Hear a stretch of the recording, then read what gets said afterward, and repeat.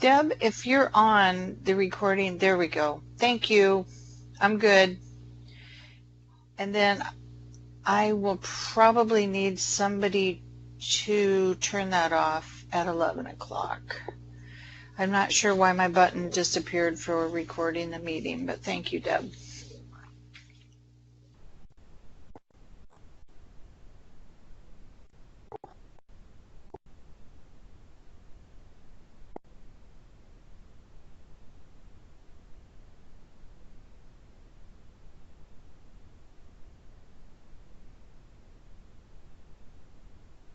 And does that make it any larger for you folks?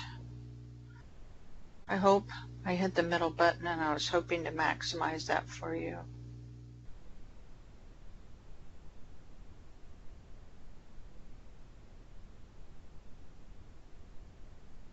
Super. Good. Alrighty. Well, I think we're close enough. We'll go ahead and get started just in case there's any other technical glitch that I have to work out today. Welcome everyone. My name is Audrey Kirchner and I'm one of the instructors at CanScribe, and I am going to do a little presentation today on AHDI for those of you who might not know about it, and a little offshoot of AHDI, which is called the OWLS Academy. So without further ado, we'll get started. AHDI is the official title is the Healthcare Documentation, the Association for Healthcare Documentation Integrity. That's a mouthful.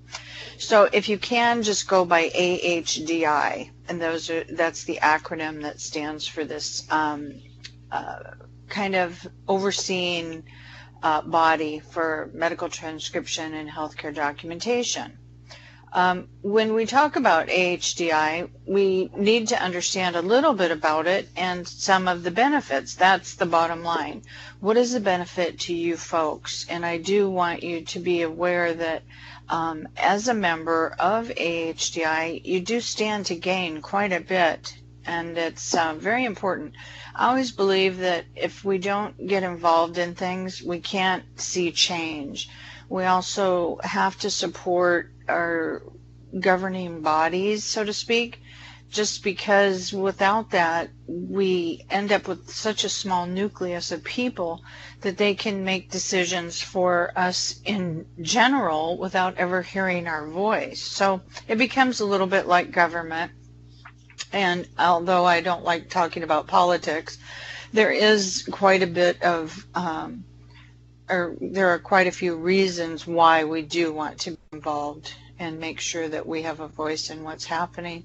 So we're going to look at the history of AHDI. Then I'll give you a little bit of an overview of what they actually do. Then we'll talk about the most important thing for you folks, which is going to be student membership. What's available on their website, the forums that they offer you, the alliances that they offer you, of which I'm a member. I'm a member of the Educators Alliance. Then we'll talk a little bit about credentialing. And lastly, like I say, become involved. That doesn't mean that you have to give up hours and hours of your time or do extensive things, but just by participating, you are becoming involved. Actually, the AHDI group started out in 1978, and they were a group called AMPT, as they like to call it, you know, the older folks. But it was AAMT. It used to be the American Association for Medical Transcription. They changed their name to reflect healthcare documentation status in 2007. And then they also changed the designation from an MT, or Medical Language Specialist, MLS. They used to call us that as well. But they changed that to a Healthcare Documentation Specialist in 2012. The reason for that was that they wanted people to be aware of our unique, hard set of skill sets that we bring to our job every day. They needed for us to be recognized as documentation specialists rather than simply, quote, typists. So I think that that's a very important designation, even if it is a tongue tire to say it all. They are not a union. They're a not-for-profit organization. What they do is they recommend and manage standards and best practices for our industry. You can learn a tremendous amount just by browsing through the documents that are on their website, and you can find out a lot of the background of what goes into recommendations. The memberships available would be the student, free, postgraduate, somebody who has, graduated a program. You can also become an individual professional, which I also have a membership as, because I've been a CHDS for years. I actually was the very first one. We all tested when they opened it up on a weekend, and I happened to be the very first one who completed the test and passed. So I have the designation of always being the number one with the new credential, which was it was thrilling, and it was just really cute. I really enjoyed that. We also have sustaining membership, corporate, and educational, which I'm also on the credentialing committee. So lots of ways that you can get involved. The overview of their thoughts and plans. They serve the community. They want to be a combination of professionals and collaborative community to support the career for the HDS or the MT. Thought leadership. They really get into technical knowledge, and they want members to be able to increase their talent on every level.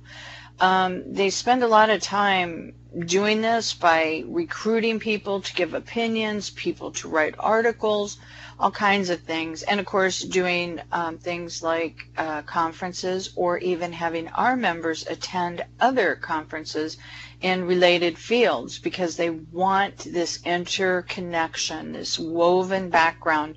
We participate in medicine on such a deep level, and we deserve to be recognized, and we also need that knowledge coming back at us from the other groups that are out there in the medical community. They also are striving these days for higher and higher visibility. If people don't know what we do, and people don't see the importance of the sanctity of a medical record, we have no hope. I think that with the advent of the EHR, we are seeing more and more critical errors, more and more major errors. There's also a severe problem at the moment with people having the wrong records merged. None of this is or should be neglected. None of this should be ignored. The more that we stand up, the more that even we as individual patients ask to see our own medical records, and we check the validity of the information in those records, the more we are bringing this to people's attention. So I always do a little preachy thing to my friends and family over dinner or at a party. I just always ask, if a health issue comes up, I just say very casually, do you know the state of your own medical records? Do you know that of your kids' medical records? I do think it's really important for us to keep track of our own records, and now there's so many portals that we can do that through. It is not a hard thing, and I do recommend it. And also be a spokesperson for your industry. Career development is another area that AHDI helps us with. They can help you figure out ways that you want to use the knowledge that you've worked so hard to gain, that you can use your skills. They have lots and lots of things, as I'll show you in a bit, that you can come through and think about, do I want to do that instead? Do I want to go in this direction? Do I want to become credentialed? I do think, just as a little plug for credentialing, the more credentials we have behind our name, the prouder we are of ourselves, the more we lend credibility to what we do. I've worked for national companies and heard people grumbling, oh, that's just ridiculous. AHDI just wants money for credentialing.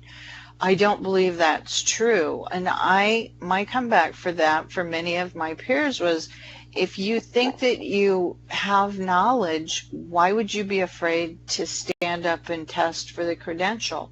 If we do know what we're doing, we can easily pass the test. And that to me was more important than grumbling about it and thinking that it was a money-grubbing scheme to get funds. I don't believe that at all. And I can tell you, even when I got my first credential, which was a CMT, I had to take the double exam because I didn't have the RMT. So I was thrilled to death that I could pass that. And without studying for it, just based on my knowledge, I felt like Rocky. I just thought I had climbed the pinnacle, and I proved something to myself that I was knowledgeable. I think that's the most important thing. Those credentials mean something to me. So I do think, you know, there's something to be said for having the final credential that they have available, and making sure that you achieve that, because that means you are at the top of your game. It doesn't mean you won't learn things still, and it doesn't mean that you're infallible, but I do think it's very important. And they also try to maintain a very strong financial position. AHDI, they've done a marvelous job in the last few years to just be solvent and continue to look at the things that are important for their membership, not for individuals. I really appreciate that. The student member, you all can be a member for free, and there are no gimmicks, really. Truly, you get to join for free. And the thing is, it's posted on your homepage in your course. It allows you to have access to tons of publications, and these publications have quizzes in them, they have articles, they have all kinds of things. The Plexus magazine is marvelous. It comes out about, I think we're at quarterly, so it comes out, well, 3 or 4 times a year. I think it's 4 times a year. But it is over the internet. You can download it, or if you want to pay $12, you can actually have it printed. But you do have roughly 2 years of free membership. I am not sure exactly what the criteria is there, but most often I've heard from Tina, who is the guru at AHDI for all things membership, that it ends up being about a 2-year membership. After that time, you can still renew your membership, but then you have to go on to be a different level, perhaps the postgraduate, or, you know, joining an alliance, something like that. But still, the fee is nominal, in my humble opinion. You have the availability as well, pardon me, to even write for Plexus magazine if you happen to be interested in doing that. I do freelance writing, so I first approached them. I was really afraid to write for them because they were, you know, the association, and I was afraid I might not be able to come up to their standards. And lo and behold, I did, and I was really thrilled about that. So they have since tagged me to write many articles, so I do enjoy that, and I think it's a really valuable way to put something back into the industry, as well as, not to mention, all the research that you have to do for these articles. So that is a way that I do my continuing education in some regards. You do get credit if you're have your CHDS and you need continuing educational credits. So by writing an article and then writing a quiz, you also gain those educational credits, and I love it. I just really enjoy sharing that way, and it makes me a better MT HDS as well. You can also plan your future. They now have something called the Career Map Shortcuts, and these are the categories. They have jobs and suggestions that you might want to do under the EHR or, you know, technology. Then they also have healthcare documentation, which of course would be your RHDS and your CHDS, your different credentialing venues.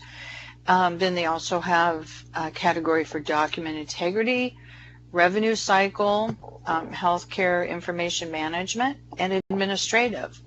And then they also have different levels. So it's like, how much do you want to put into your career? How far do you want to go? What do you want to do with the rest of your life? What are your 5-year goal plans or your 10-year goal plans? And Chelsea, the EHR is the electronic health record. And IT is going to be your informational technology, or, when you have a technical problem, you ask for our IT department to help you out. So it's kind of a tech whiz. I'm not sure, who all is qualified for that, but they do have avenues for you to pursue that in the medical record system if you'd like. But anyway, they do have different levels. Today, the EHR is a mixture. It can be, let me say it that way, it can be a mixture of a narrative, traditional transcription like you're doing right now. It also can be, they take parts of that medical note that somebody has dictated. It can be really short, and they put it in, pardon me, I keep losing my voice this week. They put it into different parts of this software that is the electronic health record. I have some personal feelings about that. I think that's a setup for disaster.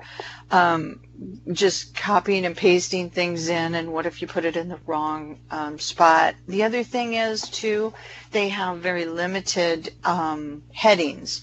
And that, to me, are categories. So they start manipulating, in my humble opinion, in some of these softwares, they kind of start manipulating the truth as far as I'm concerned, because when you start saying, what is the best diagnosis that, fits this? Now we're thinking outside of what our expertise really is. So I do think that's some of the problem in the background, that some of these critical errors and major errors are occurring because people that don't really understand diseases, conditions, blah, blah, blah, symptoms, that they are plugging in information perhaps in an incorrect manner, but time will tell and how that all evolves.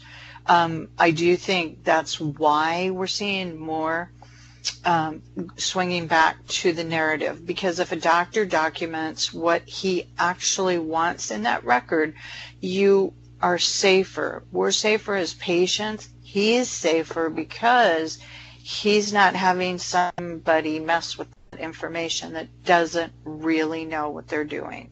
So I do think we will see more and more dictation as the years go by, because they're going to have to protect themselves some way. The EHR IT positions, these are just some of the ideas that they're giving us. And if you click on all these, you will get more information as well. But you could be like an application system analyst. You could be a department physician coordinator. You could be a manager, a trainee, or a trainer, pardon me. Or you can be a patient portal liaison. That, to me, would be perfect for our background. And all of these have, when you click on them, they will show you the qualifications that you might need, some experience that you might gain, and it just basically is telling you these are all jobs that we could slide into if we wanted to, and some will require a little bit more education, some might not. To me, the patient portal liaison is, you have somebody like my husband who doesn't know medicine, who doesn't know computers, and he wants to become more familiar with looking at his record online.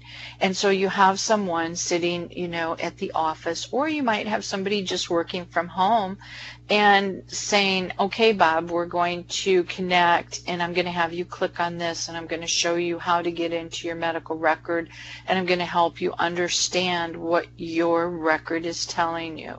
Things like that. I think that would be really fascinating, and especially today with the availability of being able to connect over the internet, we could do it from just about anywhere. I think that's really cool. Under healthcare documentation, for instance, it's talking about we could do a healthcare documentation specialist 1 through 3. That just means how high do your skills go? What's your skill level? For example, a CHDS is going to be at least at a level 2, maybe a 3. They are even talking about having a new credential as an editor for doing, speech rec, because it really is a completely different set of skills. Some people really enjoy it. Some people hate it. So I'm all for it. If they have another credential, I will go for that, because I definitely want to have that behind my name as well. You can also slide into being a medical scribe. You can become a senior medical scribe. And I do believe down the road that CanScribe will even be offering medical scribe courses, so that's really cool. And of course, you can always become a supervisor or a manager. We have several graduates from CanScribe that are team leads at big companies. A couple of people that own their own company. I've owned my own company, and it's strictly because of our dedication to what we do, and just learning and becoming better and better and better, and being able to train other people, being able to audit their work, being a QA. So it all is a path that you have to decide for yourself. Do you want to just start here and then have this goal that you want to, take some steps and go a little further? You can, under document integrity, you can also come up to some of these jobs. You can be an integrity coordinator. You can be an auditor. So you're going through QA reviews, and you're seeing how did they manage the people under them? How did they correct those records? Are they correct? And keep in mind, a lot of this, we get input from the American Medical Association. That is what our book of style is based on. It's based on their book of style, basically. They have a manual, and we base our style on what they want. And why we do it is because they have seen the trends of errors, fatal errors, major errors, harm to patients. So that's why we have all these rules and exceptions. They seem idiotic sometimes, but they're really not. We also have an overseeing board called the Joint Commission, and they are the ones that come up with dangerous abbreviations. They've seen a trend. They see multiple misguided pharmacy administrations, things like that. So they all come together. It's not just random. We constantly have input from many medical parts of the community, and that's why we do what we do. That's why our documentation style and being able to adhere to our account specifics is so important, and also follow the book of style. Some places, I will tell you, do not follow the book of style, and it's completely fine. Nobody's required to by law, so that's another question as well. But every client, every institution will have their own set of rules that we must adhere to, and it's based on what they know to that date in time, what they've found to work for them. And this is just, after you click on one of these, this is kind of what it will show you. Okay, this is a mid-level position, and you would need to have a high school diploma. You would need vocational technical healthcare documentation, transcription course. Wow, I did that. Awesome. And you would have to, demonstrate continued educational credits in the healthcare documentation field. That's going to make you have to be a CHDS.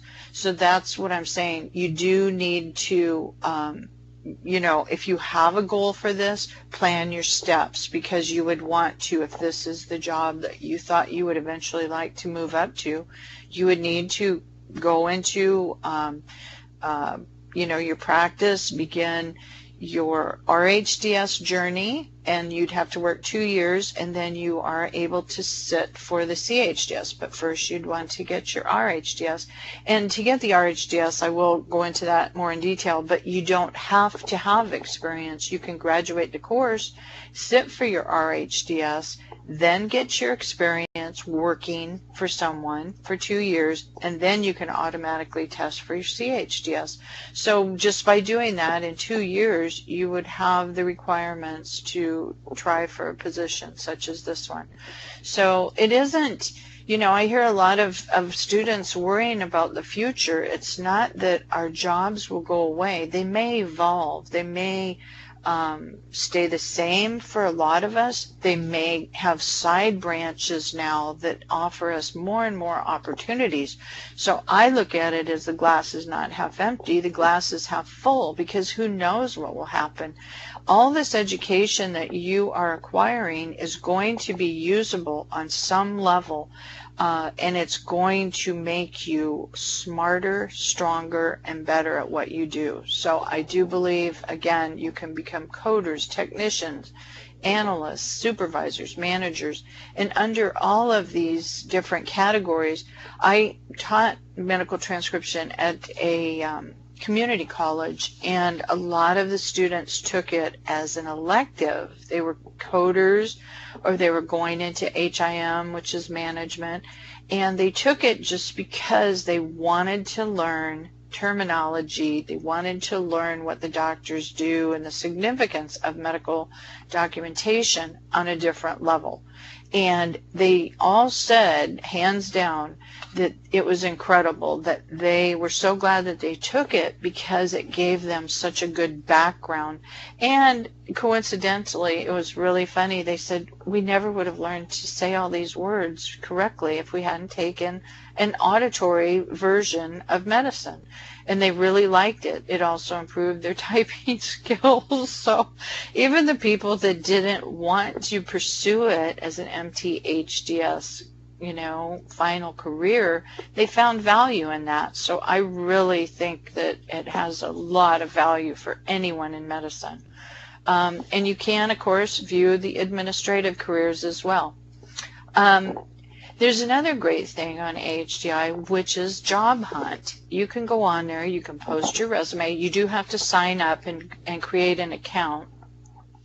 You can apply for jobs, and you can also set this up to get job alerts. And I do know, you know, we are mostly Canadians here, but you never know who's going to post on here. So I always say it doesn't hurt you to have another avenue. Employers will post jobs on here as we become more international. I think on so many levels, the whole world, I think that you will find more and more jobs posted. At least I hope so. You can also go online and learn things at AHDS. You can take courses.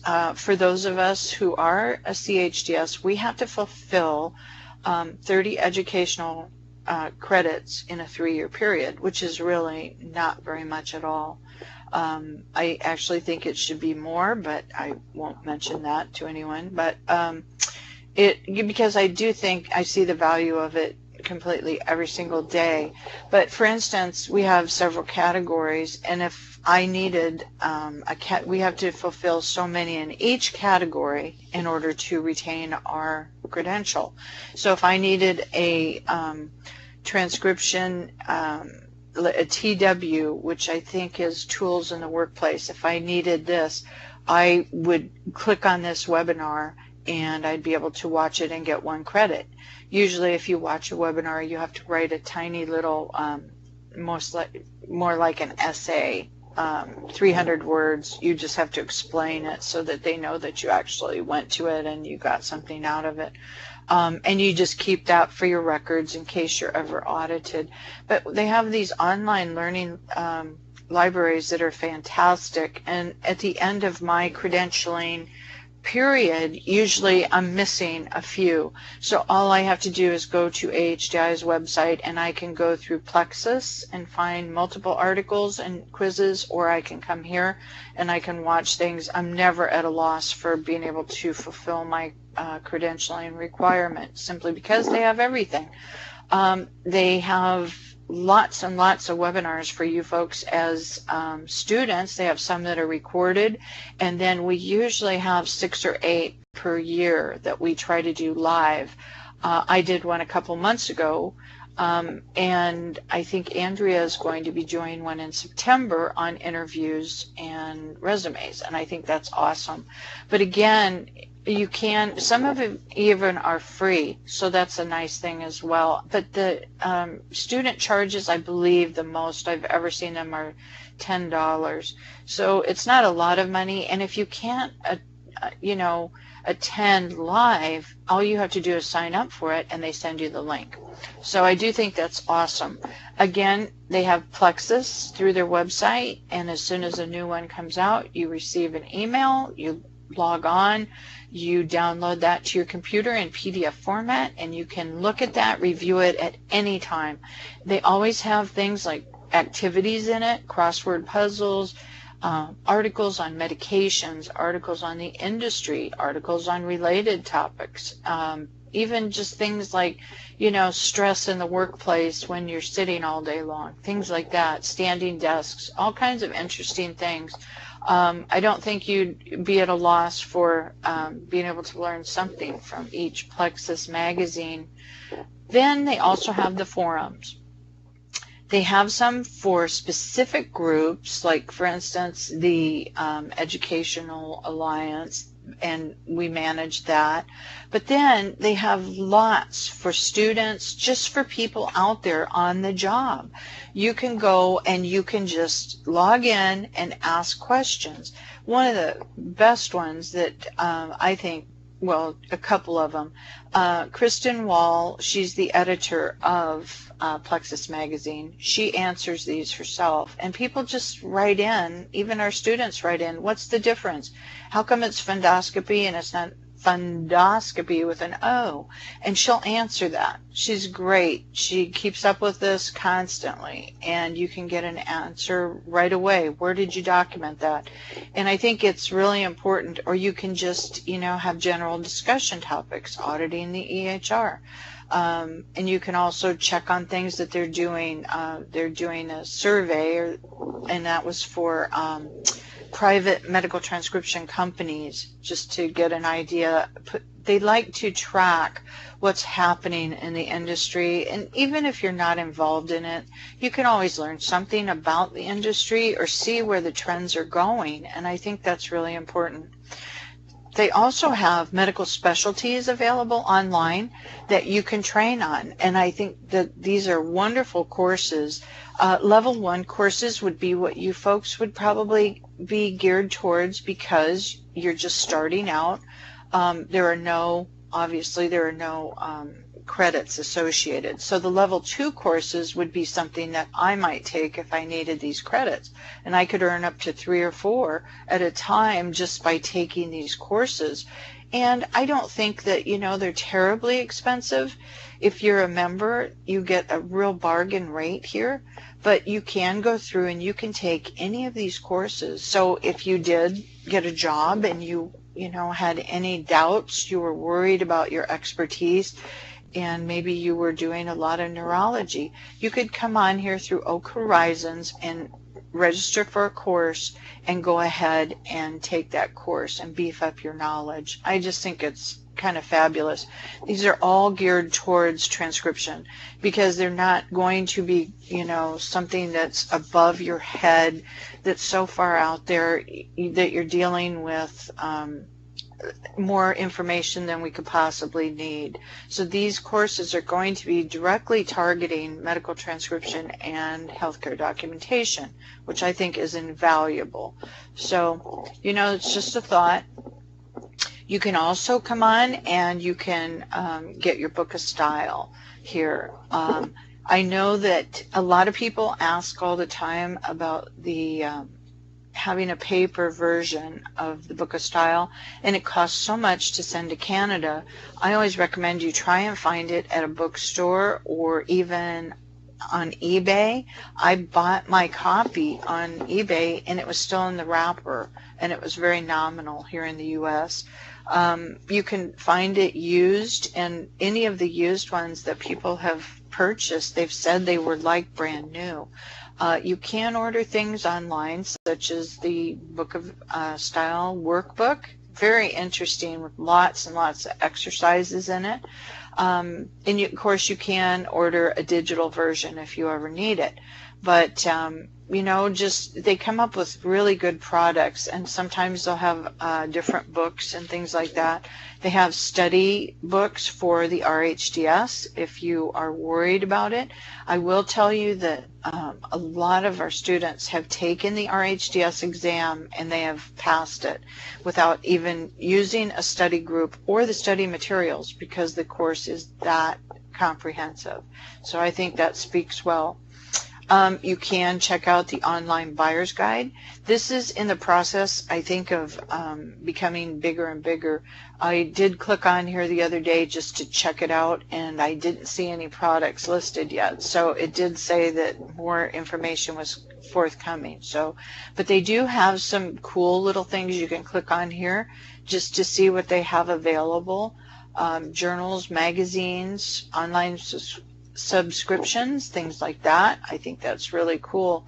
So do check that out, but know that that is in progress still. And now to talk a little bit about your credentialing possibilities.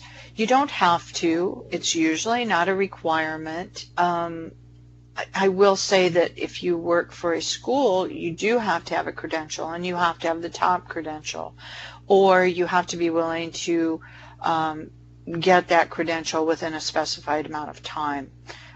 Most people don't want somebody teaching a course that they don't have a credential, because how would they be at the top of their game if they didn't have that credential?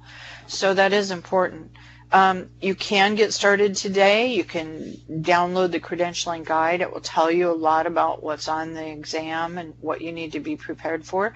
There's going to be theory, and then there's going to be some typing. Not reports. It's mainly just little blurbs that you're going to correct, or you're going to have to type in from listening. I do believe we need to be credentialed, and I do believe that eventually they're going to have to demand that people have a credential. It doesn't make sense to me personally that other people in the medical profession have to fulfill requirements to get a credential, and we would skate under that wire. Number two, I already spoke about the your self-esteem from having that credential. I do think that that's really important. That means you do know what you're doing, that you can have confidence in yourself. And just from my personal experience, I will say that that did make me feel tremendous. Companies here in the U.S., some do pay extra because you have that credential. It shows some kind of drive. It shows that you do care about continuing education, in my case because it's a CHDS, and that you are credible, that you do hopefully know what you're doing every day. And if you don't know what you're doing, that you'll have the resources to figure it out, to get help. You can prepare for your exam online on their website, and you can also easily renew your credential. Just all kinds of cool things about being credentialed as far as I'm concerned. But of course, that is an individual decision to make. And I do encourage you all, if you finish your course, that there's no reason in my mind that you would not want to go on and be an RHDS, because it means that you have achieved that pinnacle of success. And I encourage you to do that. You can also join alliances. The one that you folks probably would want to join would be the New Professionals Alliance. And usually they have a meeting maybe once every month, once every 2 months, and they work on different projects. You get to know people, you network with people. You don't necessarily have to do anything. You can just go there and listen and learn. And hopefully you'll want to do something or help out in some way, but it is a great networking opportunity. I have met lots of people just by joining committees and enjoying their company, having a good laugh. And then when I went to conference, I knew people, and I liked that. I also have gotten job referrals through people just from networking through AHDI, and I think that that's really important. We don't talk a lot about, the Canadian connection, but it's definitely here. As you can see, every single part of Canada is part of the United States, districts. So all you have to do is look to see your province, see which province that you live in that's part of District 1, 2, 3, 4, 5, 6. And you can contact that district and join that as well. That's called a component, and they usually, again, have meetings every once in a while online, and it's really nice just, again, to network. You never know what those connections will end up doing for you. Again, you can get job referrals, you can get advice, all kinds of things. And I think, it's important for us to stand for our profession, and it's also important for us to stand together. I think that that's really important. So I encourage you all to find out about that. We also want to tell you about the OWLS Academy, and that's something that the Educators Alliance came up with. It's an acronym for Observe, Work, Learn, and Succeed. We had a great time doing this too. It's just evolved into something so cool. It was suggested by the Membership Development Group, and then again it was developed by the folks that were on the Educators Alliance Steering Committee. It's executed and maintained by the AHDI staff. They put it all together for us. We just come up with the stuff behind the scenes. It's actually to serve students and new professionals, and it's trying to help you prepare for a career in the field. It's also, though, chock full of information and learning that you can pick up. And the place that you're going to find it, you're going to come up on the web page at AHDI, and you're going to pull down your career. And OWLS Academy is down here at the bottom. So once you're a member, all you need to do is click on OWLS Academy. You must be logged in, but as soon as you click on that, it will take you right to the pages. There are all kinds of benefits on the AHDI website as well, so you can check out all of these tabs. I didn't screenshot all of them because they have so many, but tons of things here. You can join AHDI here. You can obviously find your special interest alliance districts, as I was just mentioning. You also can come here on National MT Week. They always have lots and lots of great things here. And you can also check on a little humor here, the SR errors. It should bounce you out to Facebook. And they have a great website on things that Speech Rec comes up with. And to be honest, some of it is very funny, but some of it is actually very frightening. And these are errors that could possibly stay in our records. So, but back to OWLS, we do have the Observe, the Work, the Learn, and Succeed pages, and you can click on each one of these and go to that page. And then these are some of the things under that particular category. So we have student spotlights, you can volunteer, recognition. We've had several CanScribe students that achieved the student spotlight, so they've been noted on this page and told us a little bit about what they found helpful. When you go to the work page, this is super, super important. The new hire prep test for all of you folks that are getting down to the end of your course. You want to go on here and take these 3 tests. You can take them as many times as you'd like.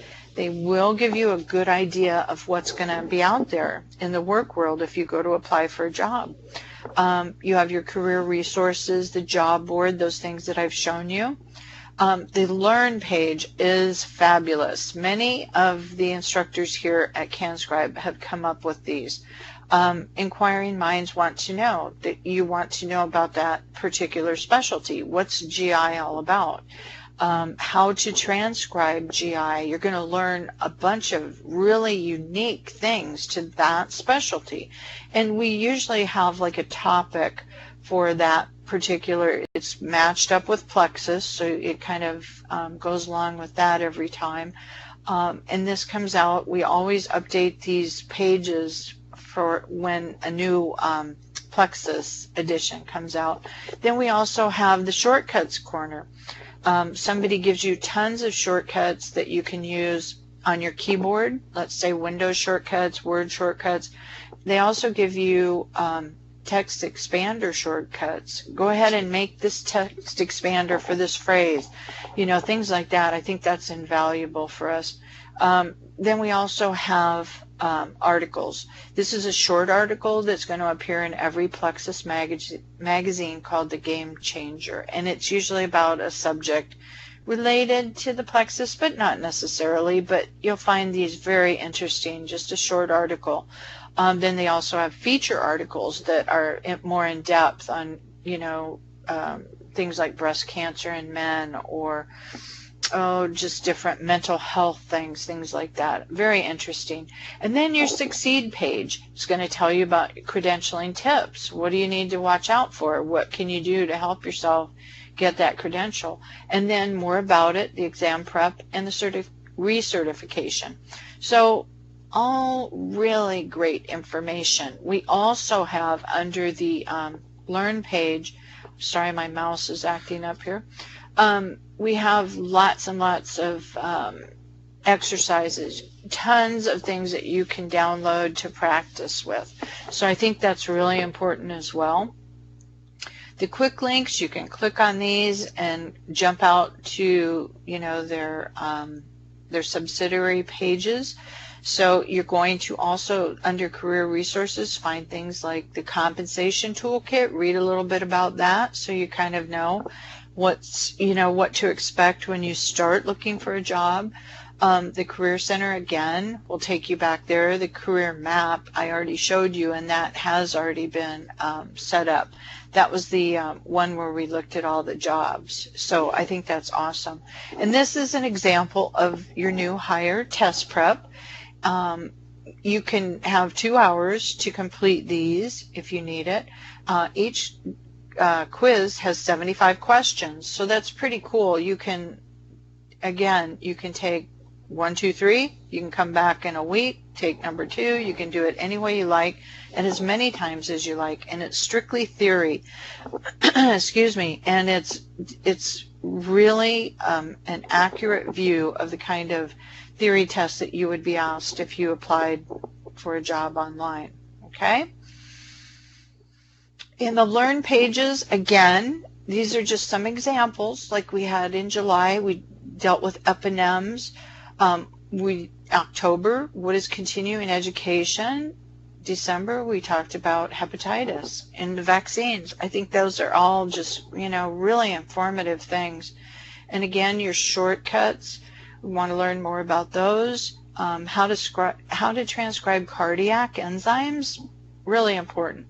Otolaryngology, gastroenterology. So all of these things are available to you that you can look at any time, anywhere, on your phone or on your computer. This is an example of how we download. You can order a print copy if that's, what you would like to do, but all you have to do is click on here and download the PDF issue, and it's going to be about 45 pages long, and you can go over that anytime you'd like. I save mine up, and as I say, when I get down to my continuing education, I go through my categories, and I'm like, oh, I need a couple of clinical medicine, so I'm going to have to go through and find something in Plexus that I can fulfill that continuing educational credit for. So I think it's excellent. The benefits, I've listed them for you. You can get discounts on Dell, Stedman's, different things. You definitely can use OWLS, and I recommend that you start using that because I think it's very beneficial. Just neat little things that they offer, and they're so encouraging to students and members alike. Again, you might meet mentors, you might network, you might volunteer, you're going to just increase your knowledge by being a member and being part of this association. It is the only association for our specialty, for our set of skills. So I do encourage you to definitely check it out.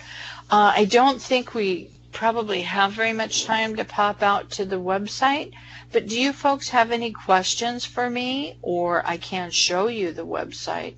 probably, if anybody would like to see that. Or do you just have questions for me? But I hope that was helpful. I know a lot of people don't know what we're talking about when we mention AHDI. So I hope that that turned out to be informative for you folks.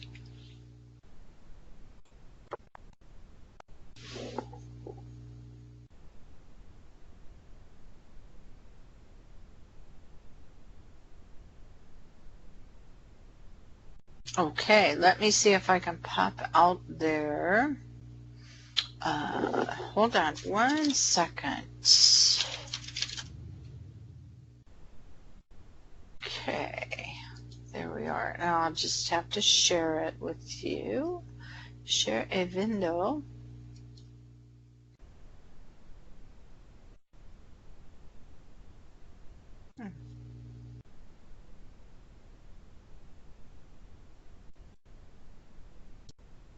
There we go.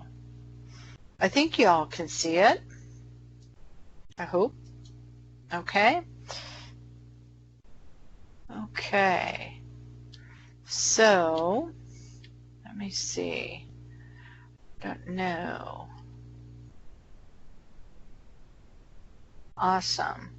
And the website, as I say, you just click down here, or you can click up here as well, but these are your pull down menus that can be a little confusing. But for you to go to your OWLS Academy page, you would just click on that, and you have all kinds of great opportunities, webinar recordings. It will tell you about the conference. There is a conference coming up in Florida, and that is August 16th through the 18th.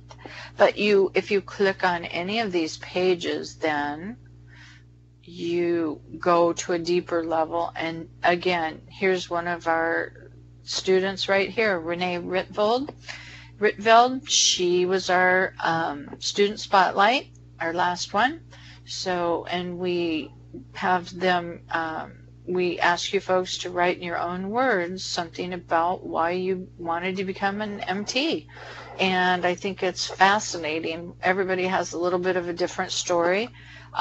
We also have other things on here. Of course, you can find a credentialed professional, find an approved educational program, which of course CanScribe is, and I think the best, if not one of the best. It's definitely the most thorough, and I think you guys will have an excellent start in your career just from being in our program. You can again find a job here. You're going to bounce out to this job, the Career Connection. You're going to sign up, apply, post your resume, get job alerts, things like that. So I think, very valuable and worth your time to maybe check it out. And also the body of knowledge is going to show you HIPAA compliance survey reports. Here's more about certification. Definitely want to know about that. And getting involved is where you'll find your online forums. And I think if I click on those, you should be able to see them. And again, you can come out here and ask a question just by going into the forum, or you can read what somebody else has asked, and you can learn that way as well. So I do think, there's a lot of information that you can. I know it's hard. People are very, very busy, especially in your course. But I do encourage you to spend a little bit of time, checking it out. And it is free, really. There's no gimmick. And they don't hassle you to come back and register and get a different, a different membership. If you don't want to, you don't want to. But I do think there's a lot of validity in, becoming a member, especially at this point when it's free. And you can, again, meet people that you will know for the rest of your career, and I think that's really important. We do have to definitely stick together and be advocates for what we do and our job and the importance of it, because if we don't advocate for it, who's going to? So I do think as well, putting a bee in people's bonnets about the importance of the sanctity of the medical record, the importance of accuracy and how it saves lives. They have several programs that they've created through AHDI, the documentation of the individual health story, very important, the Health Story Project. Then also, I can't think, Your Record Matters, I believe, or something. I have it on my email, my personal email, but even t-shirts. They have t-shirts that you can buy that you can walk around and advertise the thought, because I don't think people realize how important their medical record is. And in the U.S., the problem is that everything is computerized. And so if I have a mistake in my medical record, let's say, which happened, I actually had 8 in mine. I was not thrilled since I had not left the clinic. I had to change doctors because somebody left, and how there became 8 errors in that transfer is beyond me. But the problem is that if somebody asked for my record at ENT clinic in the next city, that record went to them with 8 errors in it. So now it's perpetuated. And how do you ever get it out? How do you fix it after it's gone to 5 or 6 specialty doctors that you've seen, or physical therapy, or somewhere that you've gone? Because everything is interconnected now. And so I do think that it becomes very dangerous. And I do think the only way to combat that is to be alert about your own record, and then also to mention to your friends, family, enemies. I think you need to check your medical record for, reliability and also its integrity. Sunshine, you're asking me, the CanScribe students take the RHDS. It's an online exam, or you can go to a university and take it. They have specific ones. And the RHDS, it is a registered healthcare documentation specialist. And you don't have to have any experience. You just have to have graduated the program or come through the program, and you can test for it and at any time. And then after 2 years of experience, working for a clinic or working for a hospital, or not a hospital, well, of course, working for a hospital, or working for a service who does, acute care or certain specialties, they will even allow you to take the CHDS if you've had 2 years of devoted training to a specialty. Then you sit for the certified healthcare documentation specialist, which I am. And I do encourage you, our program is that strong. And I do always say too, why wait? Because if you have the knowledge in your brain, you want to use it as soon as possible before you forget it all. So I do really encourage you folks to make sure that you try to sit for the RHTS before you get too far away from your educational background, just so it's fresh in your mind.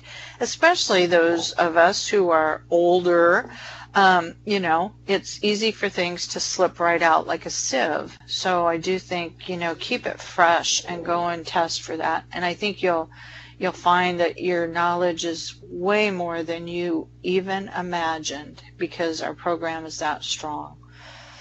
So it's the RHDS exam, and that gives you that certificate. So, oh yes, I've been actually called a typist, and I almost got into a fight with someone because I was totally insulted. My girlfriend's husband said, "You're just a typist," and I saw red. I could not believe it. And so I just said, well, I think if that's what you think, you should come over and I should let you listen to the dictation that I have to decipher every day and tell me if you could get that.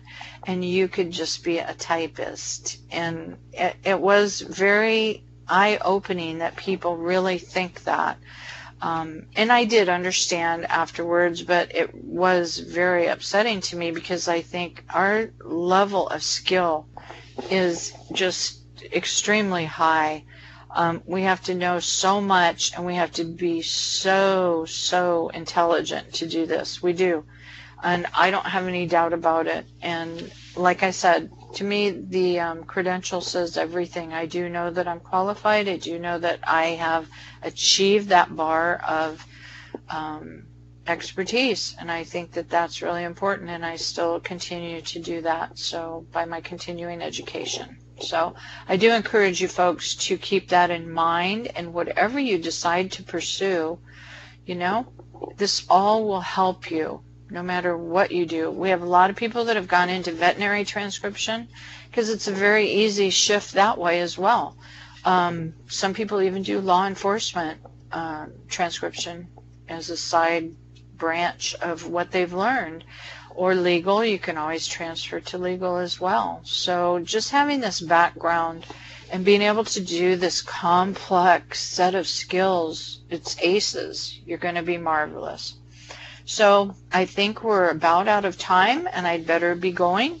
But thank you so much for attending, and I'm hoping that this recorded as it was supposed to and somebody saved me with the record button.